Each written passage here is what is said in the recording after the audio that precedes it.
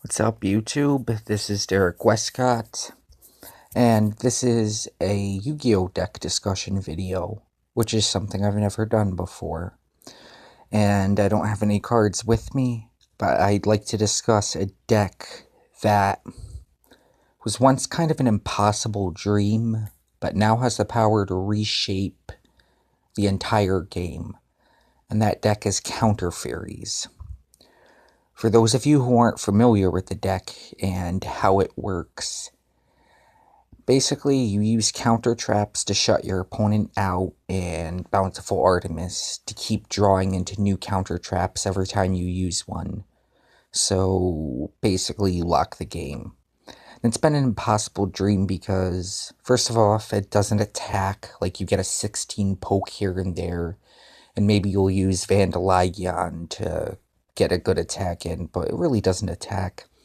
So its ability to even survive depends on your ability to keep up plays, to keep Artemis in place. Then Artemis keeps your other plays in place. But the moment you come to a point where you're below your opponent in card advantage and have no way to make it up, or basically you don't have the right counter trap lineup to counter what your opponent's about to do or protect your Artemis, the game's over. And there have been some decent builds and some formats that allowed for it, but it's never even came close to tier 1 potential. Now recently, as we all know, 2 cards were released that really upped it. And those cards, of course, are Guiding Ariadne and Card of Demise. Now that made it viable, even in competitive play. It even made it a deck in the format, but it didn't make it the deck. And it's still probably not the deck, but it's coming close to having the potential to crush everything else, and soon it's probably going to get hit by the ban list if it keeps getting better with new releases. And the reason for this is because it has, in my opinion, what will become its new MVP. And I'm not sure if Counter Fairy players have wised up and started using it already, but that card is Ties of the Brethren. And for those of you who don't know, I think it was released in the new Legendary set, Yu-Gi deck, whatever. Anyway, you target a monster on your side of the field and pay 2,000 life points. Then you can summon 2 monsters from your deck that have the same attribute and level and type. So, you summon any of the light fairies that the deck used. I mean, ideally Bountiful Artemis to start.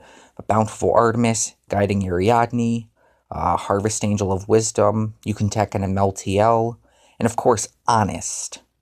And you get 3 of those on the field. So, just by playing that one card, you can guarantee at least a Bountiful Artemis and an Honest, which is OP in and of itself. But also it opens up offensive abilities, because it lets you stack your field with monsters, which is sometimes impossible for Counter Fairies. And actually, maybe getting a 4,000 plus poke after you've done your counter trap bullcrap. And that, along with Card of Demise, to draw 3 cards, potentially, if you have no hand. Guiding Ariadne, you don't pay costs.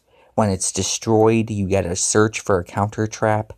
And of course, it's a pendulum, so you can loop it and search and loop it and search.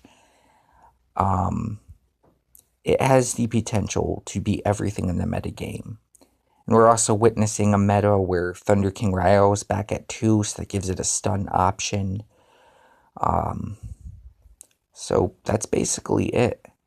So those of you watching this video who haven't applied this new ability to this deck, do so. And to those who don't think it's a significant threat, I'm not in this format right now. I'm staying out of it. I'm just a casual fan of the game who has recently done some play before Monarchs got raped by the ban list, and then I gave it up again. But when I do decide to go back to the game and I have the funds for it, this is the deck I'm going to build. So keep your eyes out for it. If you don't think it's a threat, just watch. And that's it.